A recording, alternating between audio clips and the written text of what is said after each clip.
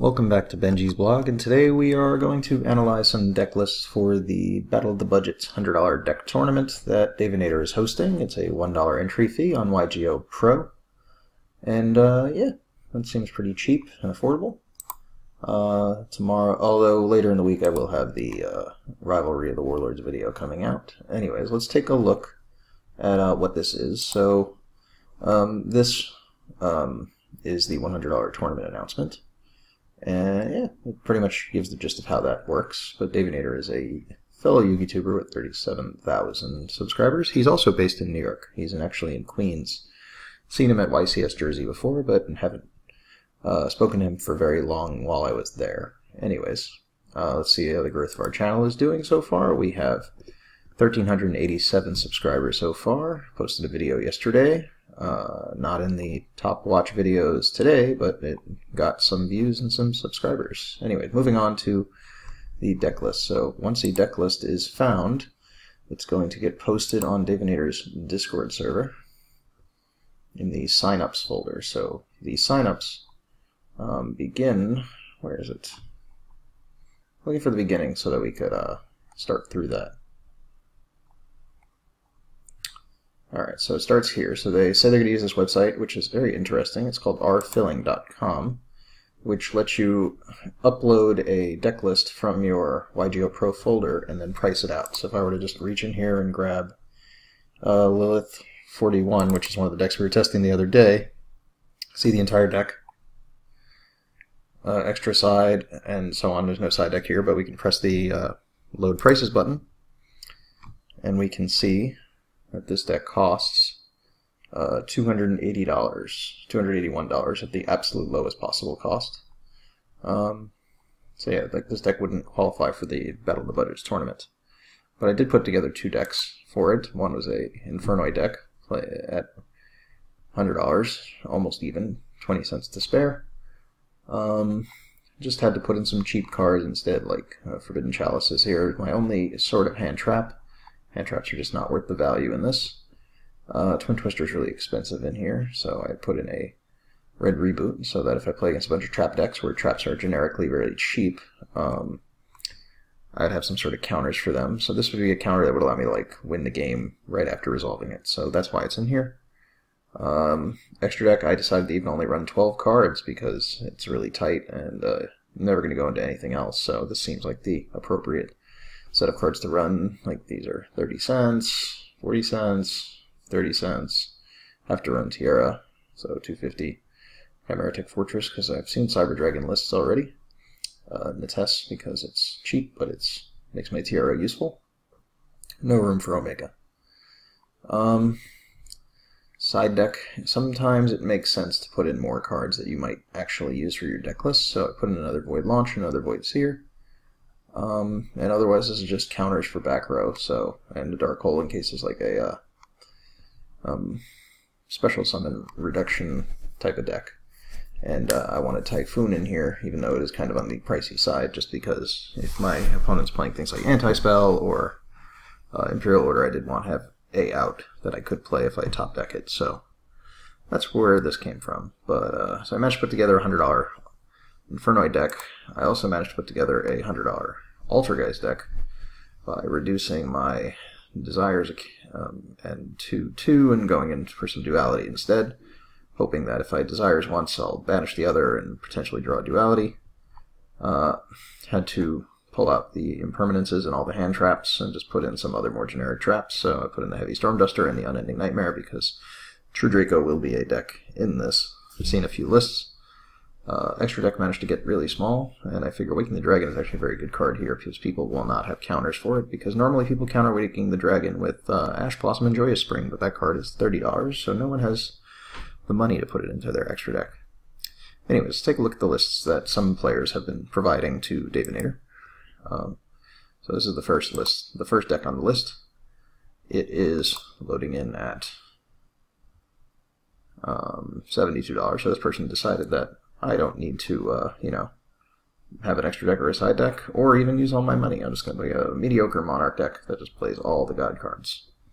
So yeah, that's the kind of stuff that's in here, but there are some better ones. Let's take a look. I believe this is some sort of Karibo Invoke deck. I'm not sure how this works. I guess it just plays defense and then recycles Alistairs, and it's a pretty weird deck. I don't know why anyone would play this, but I don't know. He thought it seemed good. He did put in some real budget hate for Floodgate monsters.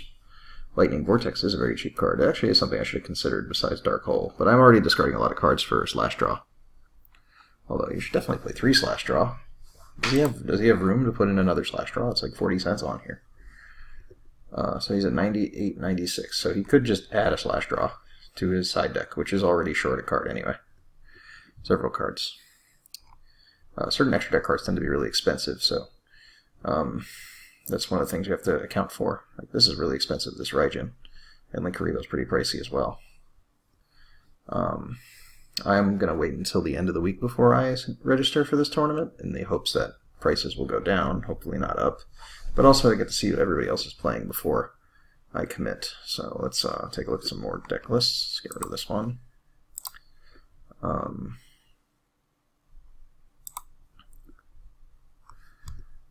This is some sort of Christia Turbo deck. It's a Venus Turbo deck, pricing in at really $101. So this deck's not legal, but it might be changing in value over time. I think a couple of people made comments that their deck was good and then suddenly wasn't good anymore. Oh, it was $99 before. Perhaps he made a change, or perhaps a price of a card maybe went up. Who knows? Spotted Desires could have went up by 50 cents or something. Let's take a look at the rest of his deck list. So it seems to be Venus Turbo. Had room for Firewall combo, because his extra deck is really expensive. I'm pretty sure it's just his Firewall and this Saryuja that are the price cards. His side deck doesn't really make sense. He could just pull any of these cards to get it down to a nice solid $100 if he needs to, because like I think 88 cents here and 55 cents here, that's enough. Pulling Road of the Crete alone will be enough. Alright, let's take a look at some more deck lists.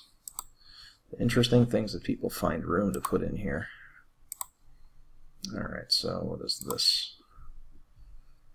Time Lords and... Alright, so this is like Banish the deck, and it's pricing in currently at $97.90, so he's got room to put in more stuff at the moment. So it looks like it stalls and then tries to OTK your opponent, gains a bunch of life points, and is anti-meta by having this Dimensional Fissure and Macrocosmos. Really, really stally cards. Although it'd probably do better with some Mirror Forces or some Battle Faders or something to prevent it from getting attacked while it's setting up. The extra deck, it looks like it's relatively inexpensive. I can't think of a card in here that's actually expensive. I think everything here is like $1.50. I guess the Bomber Dragon is $3 and the Linkaribo is $4.50. He did manage to get some decent side deck cards in here. Treacherous Trap Hole, I suppose, makes sense if you don't get any traps in your graveyard, but he does play a few in the main deck, so that might not work out so well. Yeah, seems solid. I think it's the most solid list I've seen so far. Let's keep going. I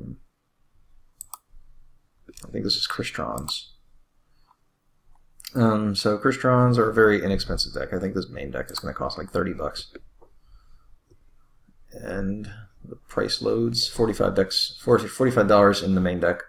The prices went up over time, so I suppose it was legal. It isn't now.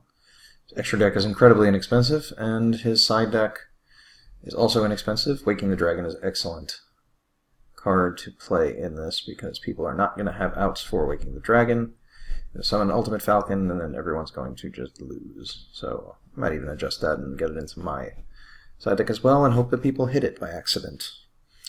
Cyber Dragon seems like a good call, because I know there is a Cyber Dragon list or two in here, although it looks like everybody's going to be playing Cyber Dragons against each other. Let's see what else we can find. Alright. We found a Dark Magician deck, 40 cards, pricing in at $99.95. Whoa, your deck can easily become too expensive from the price of any card in this deck going up at all, but could become less expensive if it goes down. Seems pretty normal. Looks like it's everything that you would put into a Dark Magician deck. Actually, he added a bunch of these Magician Girls, the lemon and the apple and all this stuff. So I don't even think these are good, so it's probably not a very good Dark Magician deck. Like, you're playing a card that requires, I think, Dark Magician Girl on the field. He's got a card that requires both Dark Magician and Dark Magician Girl on the field. And he didn't really have... He had no value for a side deck, which sometimes you play a matchup you just can't win if you don't side, so not having a side deck in this tournament is completely not an option for me. Let's see what else is here.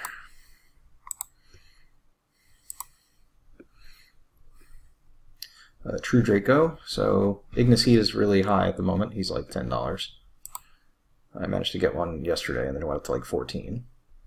So he's at $13. Everything else in the deck is incredibly inexpensive. Desires is $2 on here. Maybe I should get it into more decks. $18 Card of Demise, so he had to pull a lot of Card of Demise and play a slightly slower Draco deck. He's got so few monsters. He's got 7 monsters as an entire deck. That can go really badly, especially if he desires them all away. He has no room for an extra deck because he's going to play Monarch's Erupt instead. Seems like a good call. Yeah, overall seems like a solid list, although something that people haven't considered is that Call by the Grave. I pulled from my list because, one, it's $1.50, it's too much money to use, and no one has room for hand traps in their deck, so there's nothing to Call by the Grave that's worth calling, anyways. Okay, so he played in hand traps. These are the only realistic hand traps someone can actually afford to play here is a DD Crow. Do you really want to negate the one hand trap that you play? And Effect Veiler doesn't affect you that much. And he found good side options with the March of the Monarchs. Yeah, not enough side cards, so maybe I don't know where else he could have cut value. I guess it didn't need to be Cosmic Cyclones. It could have just been MSTs. Maybe that would be cheaper. They'd be 33 cents. Upstart's a really expensive card to draw a card. Could just replace it with a card that does something. Let's take a look at some more decks. Lost track of who it was. Was it this one? That's the True Draco list. So that is the deck we were just on. So let's find the next one. Well, that guy was at $100.01. Alright, Ninja list. I don't know enough about ninjas to know how they work. I do know that they kind of spam out Dark Simorg. Looks like he's got some room for more money. More money usually implies that your deck better be full at least first. So he's siding a bunch of ninjas. I'm not sure if this makes sense.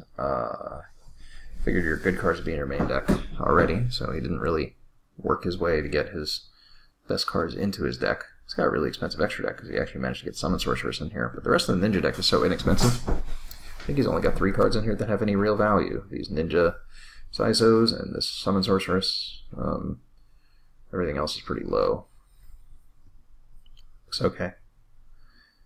Yeah, Anti-Spell and Dark Simorg is the combo that keeps your opponent from activating any spells or any traps. Alright, let's just keep it going. There aren't not that many people have actually posted their decks yet. Because it is early, there's no reason to do that. Cyber Dragons, this is why I figured Chimera Tech would be a good play. He couldn't play any of the new level 1/1, so he's actually limited to just core with these machine dupes. He didn't even play machine dupe, he's playing poly, so he must just be trying to OTK, I guess, go into Rampage or Twin if he can pull it off. Not a bad idea. Oh, do I? I wasn't paying attention if I saw any Tornado Dragons in any of these lists, because maybe I can play Future Fusion and just blow out my opponents with Tiara. It's always a good play. Alright, so let's take a look at the next list. Alright, so this is some sort of raccoon deck. This is really an expensive deck. $97. Alright, they managed to get a lot in here. They even got Raigeki in deck. Can make Naturia Beast. He had room for 2 Naturia Beasts. This card's expensive. But he had no room for a side deck. So he probably could have cut 1 Naturia Beast and actually sided something. But this is the kind of card. These Mirror Forces and Wabakus is what I have my what's it called? My Red Reboot for. Alright. Let's keep going. Aren't many left. Can't be many left. Same deck. Gotta scroll down.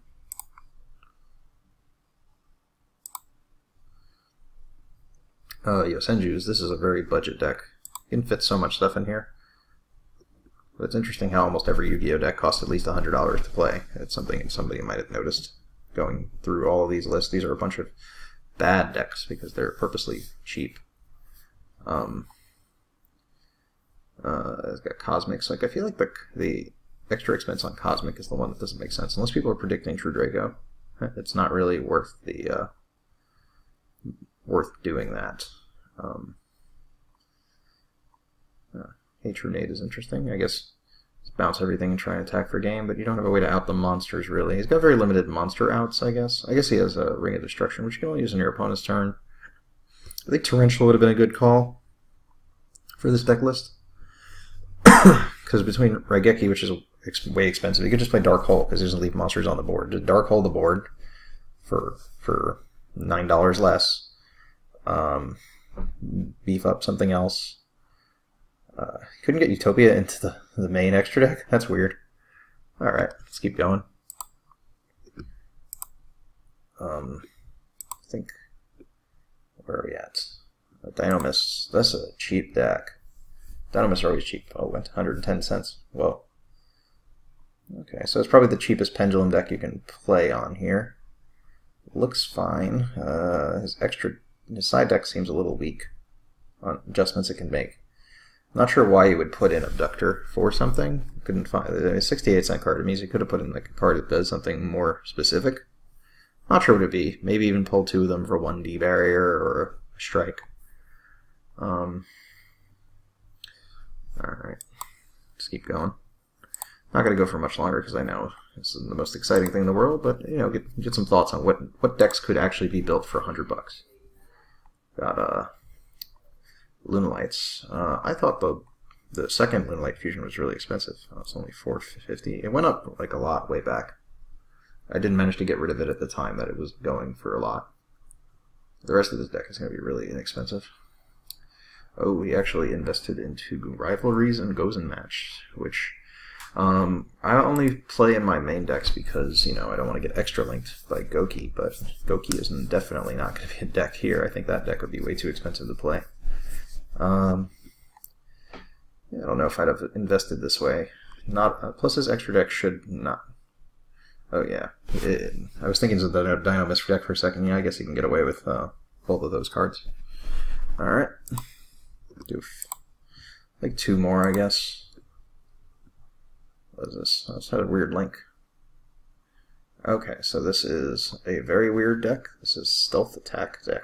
There are no real high level like waters for him to use this Sea Stealth Attack on, other than the tokens that generate from Pacifist. Heatwave seems really annoying. I know it's expensive. What's this deck going at?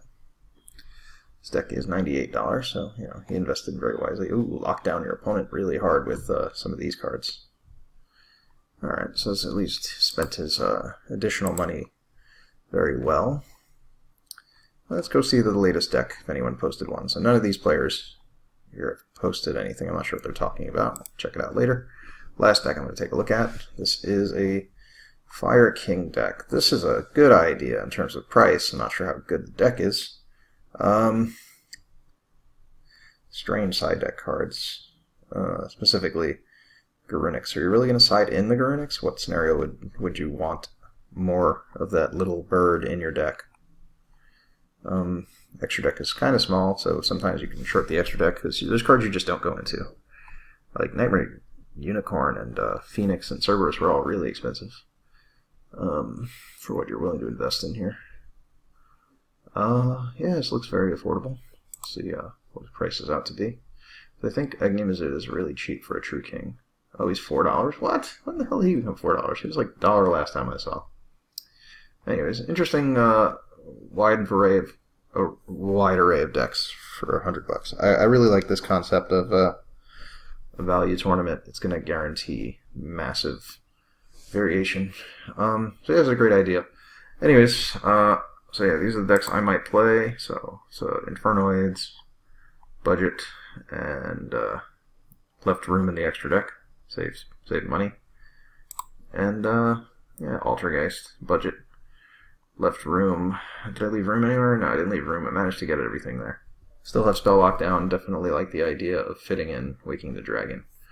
Yeah, anyways, going to see you guys in a future episode of the blog update. Alright, good night.